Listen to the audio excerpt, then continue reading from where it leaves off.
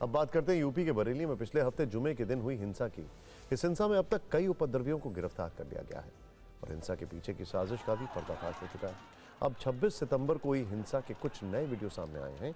ये drone video police ने जारी किए हैं, जिन्हें आप देखकर अंदाजा लगा सकते हैं कि आखिर उस दिन क्या हुआ था। सबसे पहले ये वीडियो देखिए। इसमें सैकड़ों लोगों की भीड़ नजर आ रही है। भीड़ में शामिल कुछ लोगों के हाथों में आई लव मोहम्मद वाले बैनर भी दिख रहे हैं। ये वही भीड़ है जो तौकीर रजा के बुलाने पर सड़कों पर उतरी थी। उस दिन पुलिस ने इस तरह के प्रदर्शन की इजाजत नहीं दी, लिहाजा लोगों के रोकने के लिए भारी तादाद में पुलिस वाले भी तैनात हो गए। इस वीडियो में पुलिस वाले प्रदर्शनकारियों को आगे न बढ़ने की चेतावनी देते दिख रहे हैं। फिर थोड़ी देर में पुलिस और प्रदर्शनकारियों के बीच धक्का मुक्की की तस्वीरें भी दिखती हैं। अब ये वीडियो देखिए। ये वो तस्वीर है जब आई लव मोहम्मद के समर्थन में उतरी भीड़ बेकाबू हो गई। आरोप है कि भीड़ में शामिल कुछ लोगों ने पुलिस पर पथराव किया, जिसके जवाब में पुलिस ने भी लाठीचार्ज कर दिया। पुलिस की सख्त कार्रवाई का असर यह हुआ कि जिस सड़क पर कुछ देर पहले सैकड़ों लोग डटे हुए थे, वो सड़क पुलिस के एक्शन के बाद खाली हो गई। ये तीसरा वीडियो है। इसमें एक मस्जिद के अंदर लोगों की भीड़ नजर आ रही है। कुछ देर पहले इस मस्जिद के बाहर आई लव मोहम्मद के समर्थन में हंगामा चल रहा था। आरोप है कि इसी तरह मस्जिदों में भीड़ जुटाकर उस दिन बरेली का माहौल खराब करने की कोशिश की गई। हालांकि पुलिस के सख्त एक्शन के वजह से हालात काबू में आ गए। बरेली में हुई हिंसा पर सूत्रों के हवाले से खबर है कि कई दिन पहले से वहां इस तरह की हिंसा फैलाने की साजिश की जा रही थी।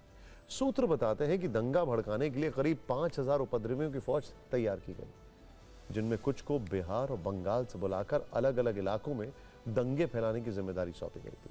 सूत्रों का यह भी दावा है कि इन दंगाइयों को इलाके की 390 मस्जिदों में शरण दी गई थी और फिर जुमे के दिन नमाज के बहाने ये लोग सड़कों पर उतरे और पुलिस पर हंगामा कर दिया। उपद्रवियों ने न केवल पुलिस को निशाना बनाया, बल्कि पत्रकारों पर हमले किए और तमाम गाड़ियों को भी नुकसान पहुंचाया। अब तक कई उपद्रवियों को गिरफ्तार किया लिया गया है। 10 में से 7 मुकदमों में तौकीर रजा को नामजद किया गया है। सूत्रों के मुताबिक प्रशासन ने 150 करोड़ की अवैध संपत्ति को चिन्हित किया है, जिनमें से कई होटल और लॉन को सील कर दिया गया है। खबर है कि समाजवादी पार्टी के पार्षद ओमान रजा का गराज भी ध्वस्त कर दिया गया है और समाजवादी पार्टी के 5 और सभासद अभी रेडार पर है। बरेली के एसएसपी अनुराग आर्या के मुताबिक इस मामले में अब तक 81 गिरफ्तारियां हो चुकी हैं।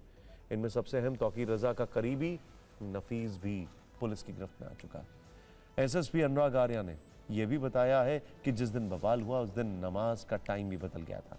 इस बीच 26 सितंबर को हिंसा के दौरान पुलिस पर फायरिंग करने वाले 2 उपद्रवियों को मुठभेड़ में गिरफ्तार कर लिया गया। इदरीश और इकबाल नाम के दोनों उपद्रवी शाहजहांपुर के रहने वाले हैं और इनके पास से पुलिस ने छीनी गई एंटी राइट गन भी बरामद कर ली है। पुलिस के साथ मुठभेड़ के दौरान दोनों उपद्रवियों के पैर में गोली लगी। बरेली में शुक्रवार को हुई हिंसा और बवाल में पुलिस लगातार ताबड़तोड़ कार्रवाई कर रही है और आज ही 2 बदमाशों के लिए पुलिस ने मुठभेड़ के दौरान गिरफ्तार किया। देख सकते तस्वीरों, यही वो दोनों बदमाश हैं जो शाहजहांपुर के रहने वाले हैं। आपराधिक इनका इतिहास है और इनकी दोनों के पैर में गोली लगी है। जब क्या नाम है आपका? इकबाल। कहाँ के रहने वाले हो? शाहजहांपुर। तो यहाँ बवाल करने जहाँ बरेली आए थे, किसके कहने पर आए? अभी नहीं पता साहब, है हमें नहीं मालूम है। किसी ने तो बुला होगा आपके लिए। अहमद है नाम साहब, वो शाहजहांपुर का। कैसे यहाँ क्यों आए थे? चले आए साहब। बाहरी तत्व भी शामिल हुए थे, आपराधिक तत्व भी शामिल हुए थे, जिनके ये पूरा प्रयास था कि वो जो कार्यक्रम था वहाँ पे पहुँच के और उसको शांति व्यवस्था, कानून व्यवस्था को डिस्टर्ब करते।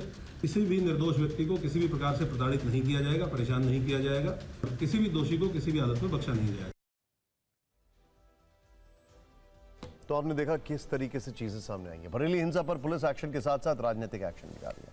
बरेली पुलिस ने जिले की सीमाओं में नेताओं के प्रवेश पर पाबंदी लगा दी है। बरेली जाने की तैयारी कर रहे कांग्रेस नेता दानिश अली को हाउस अरेस्ट कर लिया गया है, जिसे कांग्रेस सरकार की तानाशाही बता रही है। टारगेट किसी को नहीं, लेकिन अपराधी को कोई तवज्जो नहीं।